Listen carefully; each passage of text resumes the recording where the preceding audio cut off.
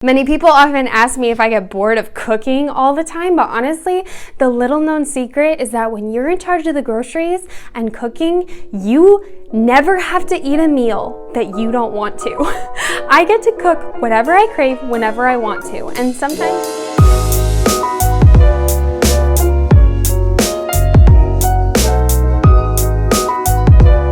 hello everybody, welcome back to my channel. My name is Caitlin and I run the blog called Mrs. Midwest. Today we are going to be unlocking another homemaking topic, specifically how to improve your homemaking for your family and for yourself. I think we might often forget this, but homemaking really is a craft. It's something that you can build your life around. It's a way to bless your family. It's a way to bring value to your marriage, and I believe that it is an ancient and important practice that I am so thankful that many of y'all are still interested in. I also need to add, I do believe you can introduce aspects of homemaking into your life even before you're a full-time homemaker. Homemaking is truly more than just cooking and cleaning because it's about serving your family, yourself, your life, and keeping things in order, you know, being the lady of the house. So today I do want to give you 5 tips for how you can improve your homemaking and maybe start to enjoy it a little more. And that does bring us to the first point, which is to make homemaking more fun for yourself. I think a lot of people, you know, again, they envision Cinderella doing the floors, doing the laundry, and it doesn't sound very fun, but homemaking can truly be a joy. And you can do this in a number of ways. Firstly, by making every little task more fun by including things like music, podcasts, or even audiobooks and educational resources to listen to while you do more menial tasks like dishes, cleaning, weeding, cooking, those kind of things. I love putting on a commentary video while I fold a giant pile of laundry. It keeps me motivated, it keeps me distracted, it keeps me learning, and that's another thing. You can learn so much from home. Really, I truly encourage you to invest in just a cheap Bluetooth speaker, something to carry around with you that can help you bring music to your home, bring those podcasts, and just enliven everything. I really encourage you to make things more fun too by remembering that every day is an opportunity for you to make it how you want, and you can have as much fun or as little fun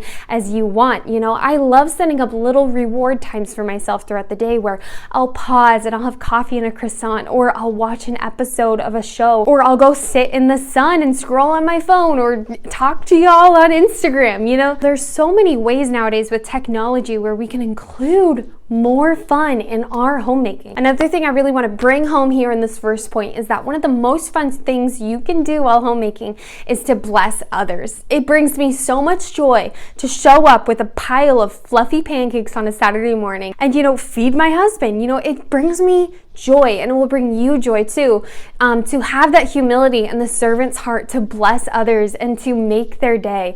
I also need to add, one of the best ways to make your day more fun, more special, is to get ready every day. That's why I still invest in my beauty, my style. Even before I was on YouTube, I was doing that because it's a way that I can have more fun in my day, because I have that little artist side of myself where I love doing makeup, I love doing my hair, I love feeling beautiful, because truly I do believe that having fun and having that playful spirit is important to being a human, to being a person. You know, play is a way that we can enrich our lives and bring in more joy. So also memes, funny podcasts, comedy specials, whatever you need, bring that joy in. Make your days a little more bright. Open the windows, let the fresh air in, sit in the sun. You know, you're not on a timetable when you're a homemaker. You make your own schedule so you can have as much fun as you want to. Many people often ask me if I get bored of cooking all the time, but honestly, the little known secret is that when you're in charge of the groceries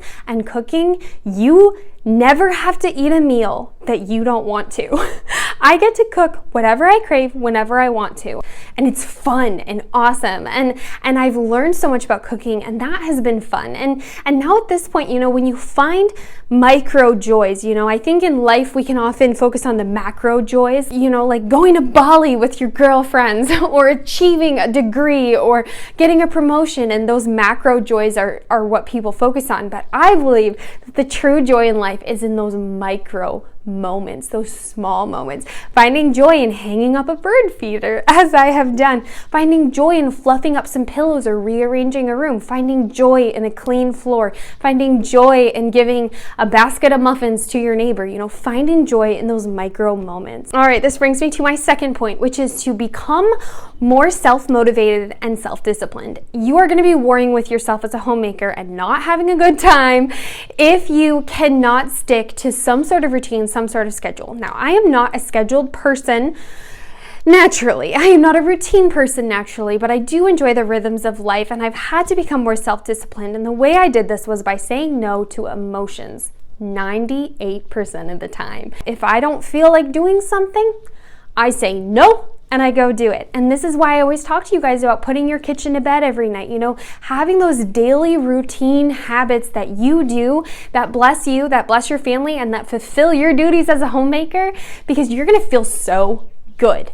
Okay, you feel so good when you accomplish that stuff and when you develop that self-discipline. Self-discipline does not come overnight, it comes every single night. That's how you build it. So start with one habit and prove to yourself you can do it and go from there. I really encourage you to every day start with putting your kitchen to bed. Every night before bed, make sure all the dishes are clean, make sure the counters are wiped, all the food is stored, and everything is just done. You will feel so good when you wake up the next morning to get your lemon water or hot coffee and there's just a clean kitchen to greet you. Build that habit, and then I promise you, you will learn that you can build almost any other habit. Do those ritual habits and learn to say no to your emotions and to follow what you know is right. One of the best things I do, of course, not a revolutionary thought, but to-do lists. I have a master to-do list with an app on my phone I love, and I follow it day in and day out, and it's satisfying to scratch out when I actually accomplish something. So make to-do lists, get into journaling, do agendas, you know, whatever motivated you when you were in school will motivate you when you're an adult, okay? So for some people, this is gonna mean accountability. Have someone keep you accountable, become partners with another homemaker. Or for other people, you know, they're self-motivated, but they need an agenda. For me, I need to make things fun, but I also need to remember why I'm doing it. The way I become self-motivated is by remembering the overall and the overarching goal. And for me, that is to be a keeper of my home as commanded in scripture, and to love my husband and to bless him by serving him. That's my motivation. So find your why. That will help you become a lot more self-motivated. Why do you do homemaking? What about it brings you joy, and what about it is important to you? All right, my third tip is to include other people. Do not be an island unto yourself. Include other people in your life. Homemakers, your family, your in-laws, your men, your children, your neighbors, and include them in your activities when you can. Ask for help if you need it, but also, you know, ask to do projects together and to have your kids help you or your neighbor girl help you. My husband built window boxes for me recently because I asked him, and we did it kind of together, and he built them and I filled them, and it was fabulous.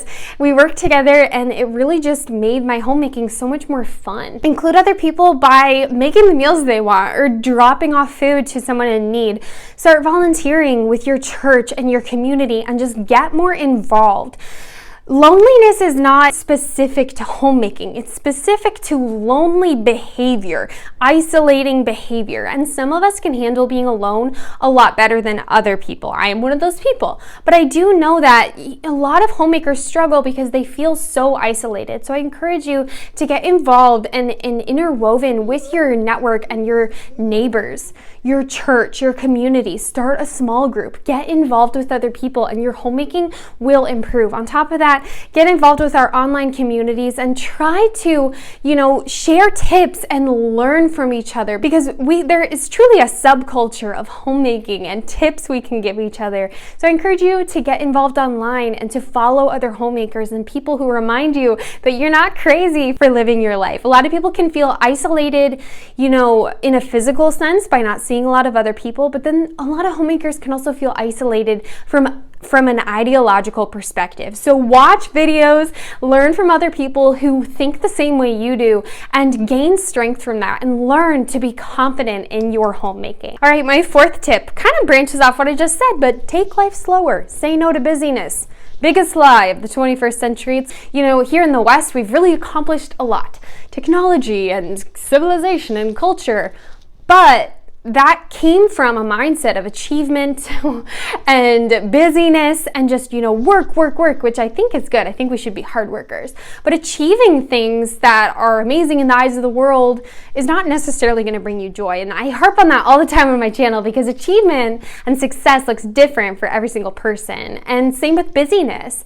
Busyness for you might look different than for somebody else. We're all in different seasons of life, okay? My busyness looks different than a young mother of 3, okay? She's got a way busier life. And so I really encourage you to just flow with the seasons of your life and not take on more than you can handle. Just because you used to volunteer all the time and have a spick and span clean house doesn't mean you're gonna be able to do that when your kids are, 1 years old or very, very little if you're breastfeeding. So it's important to monitor your life and just flow and be a little bit more relaxed. Homemaking is fun, but it should never be something where we work so hard to appear perfect that we sacrifice our relationships or even our own minds and hearts. So try to flow with what busyness is appropriate to you and learn about the rhythms of the day. Life will feel slower when you're at home and it might be an adjustment, but you're the one who can stir the pot and get that busyness going on days where you feel like it, and you can have slower days other times. And I also want to add, take things slower with consumption. Try to consume less. You can really spend a lot of time working on this as you are at home. You can work on learning skills that will help you consume less, like cooking instead of eating out all the time, or mending your clothes, or being frugal with a budget. Take your time at home to learn how to consume less and be a steward of the earth. All right, my 5th and final tip: to become self-sufficient. The more you have to do at home, the happier you will be, because you're never going to get bored. You're never going to have to turn to Netflix to fill your time because you're going to have so much to do. My top picks are cooking, sewing, and baking. I love to do all that stuff. They create, I can bless others. It's fabulous. I have not done this yet, but maybe you could learn how to garden. I know a lot of members of the feminine family do vegetable gardens, and they have fruit trees and all of that awesome stuff. In general, become more self-sufficient, because that is the heart of homemaking. Modern conflated housewives, like housewives of Orange County or New York, that's not homemaking. That's going to events and, having people do your nails and running businesses. Homemaking is about creating your home as the center of your life, where things pour out of it, and eventually moving towards becoming a little bit more sustainable, maybe even in just the way you cook and clean, a little bit more natural. Try to learn and become interested in various topics that will bless you with your homemaking, because you should never forget that ultimately homemaking is a craft. It is a career. It is something that you can really work at, that you can work to improve. And the more you learn about resources that will bless your homemaking, the more fun you will have. But that is all I have for you guys today. Thank you so much for watching. If you're interested in more of this kind of content, I have an entire playlist about traditionalism that does cover a lot about homemaking. Remember that you don't have to be in your own home yet to be a homemaker. You can apply these practices now, but in general, I hope that you have a wonderfully blessed and homemaking filled week, my beautiful sisters.